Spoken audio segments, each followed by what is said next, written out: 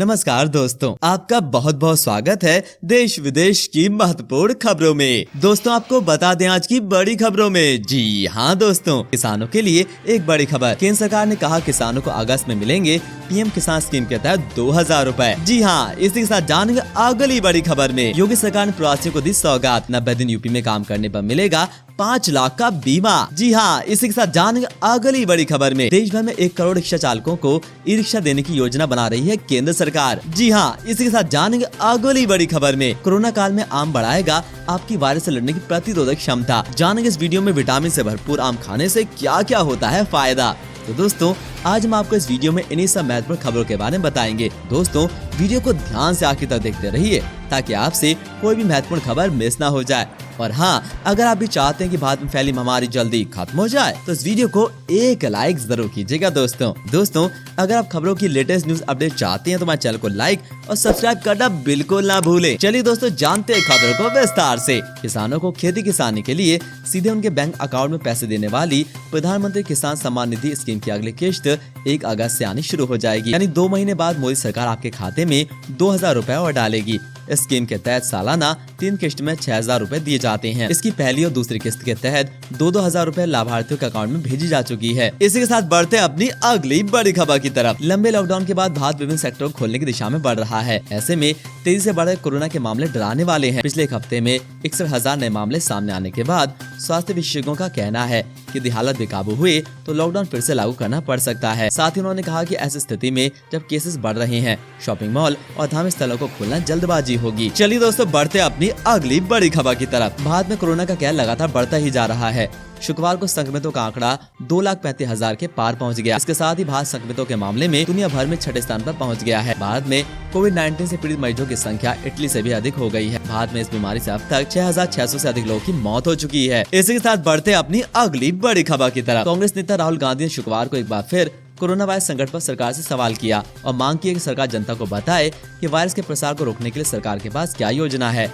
उन्होंने ट्वीट कर कहा कि भारत में राष्ट्रव्यापी लॉकडाउन कोरोना वायरस के प्रसार को नियंत्रित करने में अन्य देशों की तुलना में मददगार साबित नहीं हुआ। नागरिकों को ये जानने की अनुमति है कि हमारी स्वास्थ्य देखभाल व्यवस्था पर्याप्त रूप से सक्षम है या नहीं, या सरकार ध्यान भटकाना जारी रखेंगे। चलिए दोस्तों बढ़ते अपनी अगली बड़ी खबर की तरफ। सुप्रीम कोर्ट ने केंद्र राज्य सरकारों को दूसरे राज्यों में फंसे प्रवासी मजदूरों को 15 दिनों के अंदर उनके घर पहुँचाने का निर्देश दिया है। प्रवासी मजदूरों की दुर्दशा पर स्वतः संज्ञान लिए गए मामले में सुनवाई करते हुए कोर्ट ने निर्देश दिया है कि सभी सरकार ये भी बताएं कि वे प्रवासी मजदूरों को लौटने पर उनके रोजगार और अन्य सुविधाओं के लिए क्या क्या कदम उठा रही हैं। इसी के साथ बढ़ते अपनी अगली बड़ी खबर की तरफ। उत्तर प्रदेश के बाराबंकी जिले के सफेदाबाद थाना क्षेत्र में एक ही परिवार के 5 लोगों ने आत्महत्या कर ली। ये मामला सामने आने से इलाके में हड़कंप मच गया। मृतकों में माता पिता उनके 3 बच्चे हैं। सूचना पाकर पहुंची पुलिस पड़ताल में जुटी है।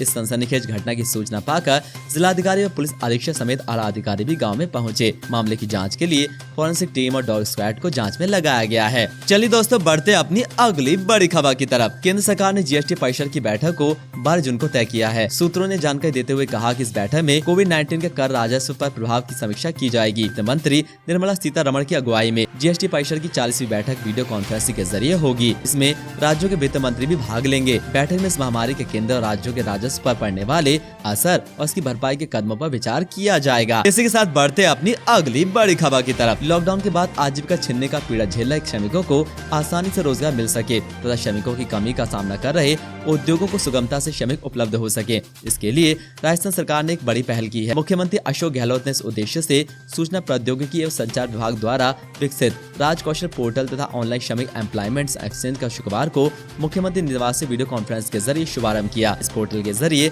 मजदूरों को काम दिलाने में आसानी होगी। चलिए दोस्तों बढ़ते अपनी अगली बड़ी खबर की तरफ। संयुक्त राष्ट्र का खाद्य और कृषि संगठन ने चेतावनी दी है कि भारत में एक बार फिर टिड्डी दल हमला कर सकता है। इसके बाद केंद्र द्वारा 16 राज्यों को चेतावनी जारी की गई है।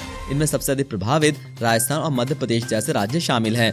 भारत सरकार के आंकड़ों के अनुसार फसल खाने वाले कीट पाकिस्तान के रास्ते भारत में प्रवेश करके राजस्थान, पंजाब, गुजरात और मध्य प्रदेश के अलावा उत्तर प्रदेश के झांसी जिले और महाराष्ट्र के रामटेक शहर में प्रवेश कर सकते हैं। भारत सरकार के आंकड़ों के अनुसार फसल खाने वाले ये कीट पाकिस्तान के रास्ते भारत में प्रवेश करके राजस्थान, पंजाब, गुजरात और मध्य प्रदेश के अलावा उत्तर प्रदेश के झांसी जिले और महाराष्ट्र के रामटेक शहर में भी प्रवेश कर सकते हैं। इसी के साथ बढ़ते अपनी अगली बड़ी खबर की तरफ। उत्तर प्रदेश सरकार के श्रम विभाग ने प्रवासी श्रमिकों को बड़ी सौगात दी है। इसके तहत दूसरे राज्यों से आए प्रवासी श्रमिक प्रदेश में अगर 90 दिन तक भवन निर्माण के कामों में मजदूरी कर लेंगे तो विभाग की उनके लिए बनाई गई कल्याणकारी योजनाओं का फायदा उठा सकेंगे। इसके तहत श्रमिक बच्चों की प्राइमरी से लेकर उच्च शिक्षा तक की मुफ्त पढ़ाई, बीमारी में सहायता व 5 लाख का बीमा समेत 17 तरह की कई अन्य राहत देने वाली योजनाओं की सुविधा पा सकेंगे। चलिए दोस्तों, बढ़ते अपनी अगली बड़ी खबर की तरफ। कोरोना संकट और लॉकडाउन के बीच रेल मंत्रालय लगातार ट्रेनों की संख्या बढ़ा रहा है और साथ ही नियमों में भी लगातार बदलाव कर रहा है। अब इंडियन रेलवे ने ट्रेनों के संचालन चलने के साथ ही करंट टिकटों की बुकिंग को भी शुरू कर दिया है। साथ ही अब कोरोना को देखते हुए रेलवे ने रिजर्वेशन टिकट के फॉर्म में बदलाव किया है। अब यात्री को फॉर्म में अपना पूरा पता, मकान नंबर, गली, कॉलोनी, शहर, तहसील और जिले की जानकारी भी भरनी होगी। मोबाइल नंबर भी वही भरना होगा जो यात्रा के समय आप लेकर चल रहे हैं। इसी के साथ बढ़ते अपनी अगली बड़ी खबर की तरफ। उत्तर प्रदेश में हाल ही में हुई 69,000 सहायक शिक्षक भर्ती परीक्षा में फर्जीवाड़े मामले में यूपी STF और प्रयागराज पुलिस की छापेमारी जारी है। मामले में पुलिस ने मुख्य सरगना डॉक्टर KL पटेल को गिरफ्तार कर लिया है। अब तक 8 लोग गिरफ्तार हो चुके हैं। इन गैंग ने शिक्षक भर्ती में पास कराने के नाम पर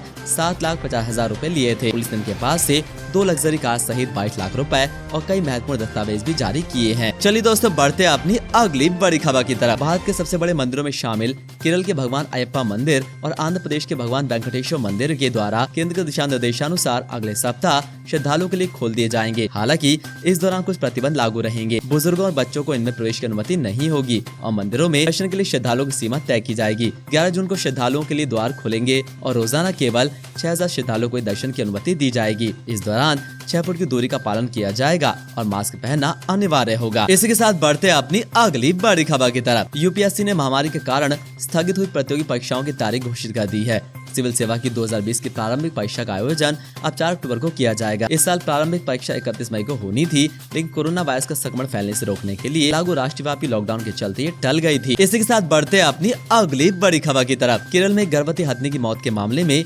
आपत्तिजनक टिप्पणी के आरोप में बीजेपी नेता मेनका गांधी खिलाफ मामला दर्ज कराया गया है। तो मल्लापुरम के मुस्लिम लोगों पर आपत्तिजनक टिप्पणी करने का आरोप लगा है। आपको बता दें कि मल्लापुरम में पल्लकड़ जिले के मन्नारगढ़ में विस्फोटक से भरा अनानास खाने की वजह से गर्भवती हथिनी की मौत हो गई थी। इसके बाद मेनका गांधी ने बयान में इसे सांप्रदायिक रंग देने के लिए इसे मल्लापुरम जिले की घटना बताया था। चलिए दोस्तों, बढ़ते अपनी अगली बड़ी खबर की तरफ। केंद्र सरकार 1 करोड़ से अधिक साइकिल रिक्शा चालकों को ई रिक्शा देने की योजना बना रही है। इसके लिए सस्ती ब्याज दर पर गरीबों को कर्ज मुहैया कराया जाएगा। इसके अलावा ई रिक्शा का मालिकाना हक देने के लिए सरकार नियमों में बदलाव करने जा रही है। सरकार के इस फैसले से मेट्रो, बस अड्डे, रेलवे स्टेशन आदि के लिए लोगों को सस्ती यात्रा मिल सकेगी। सरकार ई रिक्शा योजना पर माफिया कब्जे को हटाने के लिए गरीबों को 4% सस्ती ब्याज दर से कर्ज मुहैया कराने जा रही है। चलिए दोस्तों, बढ़ते अपनी अगली बड़ी खबर की तरफ। केंद्र सरकार ने शुक्रवार को सुप्रीम कोर्ट में कहा कि निजामुद्दीन एरिया में तबलीगी जमात के लोगों के इकट्ठे होने के मामले में सीबीआई जांच की जरूरत नहीं है। सरकार ने एक हलफनामा दायर किया है जिसमें कहा गया है कि इस मामले में डे टू डे बेसिस पर जांच चल रही है और कोशिश की जा रही है कि नियम समय पर रिपोर्ट पेश कर दी जाए। केंद्र सरकार का हलफनामा जनहित याचिका में जवाब मांगे जाने के बाद आया है। इस मामले में सीबीआई जांच की याचिका लगाने वाली सुप्रिया पंडित ने तबलीगी जमात के मामले में दिल्ली सरकार और पुलिस की लापरवाही की बात कही थी। इसी के साथ बढ़ते अपनी अगली बड़ी खबर की तरफ। मोदी सरकार 8 जून से एक बार फिर सोने में निवेश का मौका देने जा रही है। 4,670 रुपए प्रति ग्राम के रेट से मोदी सरकार की सावरेन गोल्ड बॉन्ड की तीसरी किस्त के तहत 8 जून से लेकर 12 के बीच आप निवेश कर सकते हैं। इसकी किस्त 16 जून को जारी की जाएगी। इस स्कीम में निवेश करने का फायदा ये है कि आप इसके जरिए अपना टैक्स बचा सकते हैं। चलिए दोस्तों, बढ़ते अपनी अगली बड़ी खबर की तरफ। फलों में आम गर्मियों में लोगों की पहली पसंद होता है क्योंकि इसका स्वाद बेहिसाब है। कई लोग गर्मियों में लगभग रोज ही अपने भोजन के साथ आम खाना पसंद करते हैं। आम न सिर्फ खाने में अच्छा लगता है बल्कि स्वास्थ्य के लिए भी गुणकारी है। डॉक्टर लक्ष्मी दत्त शुक्ला के अनुसार आम में भरपूर मात्रा में vitamin A, vitamin B, vitamin C, potassium और आयरन होता है। इसके अलावा आम में शर्करा भी प्रचुर मात्रा में होती है। शरीर में ऊर्जा को बढ़ाने का काम करती है। आम खाने से शरीर की रोग प्रतिरोधक क्षमता भी मजबूत होती है। आम में फाइबर की मात्रा भी भरपूर होती है जिससे पाचन शक्ति मजबूत होती है। इसी के साथ बढ़ते अपनी अगली बड़ी खबर की तरफ। अमेरिकी राष्ट्रपति डोनाल्ड ट्रंप ने दावा किया है कि उनके देश में कोरोना महामारी की वैक्सीन खोज ली गई है। अमेरिका ने 20 लाख वैक्सीन बना ली है और उसके सुरक्षित होने की बात साफ होते ही इसका इस्तेमाल भी शुरू कर दिया जाएगा। ट्रंप ने कहा कि हम दुनिया की सबसे बड़ी अर्थव्यवस्था हैं, इसलिए कोरोना से जूझ पाने में कामयाब रहे हैं। उधर चीन सरकार ने भी दावा किया है कि वो इस साल के अंत तक अपनी वैक्सीन बनाकर बाजार में उपलब्ध करा देगी। दोस्तों, देश और दुनिया की खबरों को सबसे पहले जानने के लिए बने रहिए हमारे साथ। हम ऐसी खबरों को आपके लिए लाते रहेंगे और देश और दुनिया की तमाम खबरों से आपको रूबरू कराते रहेंगे। आज के लिए बस इतना ही। धन्यवाद।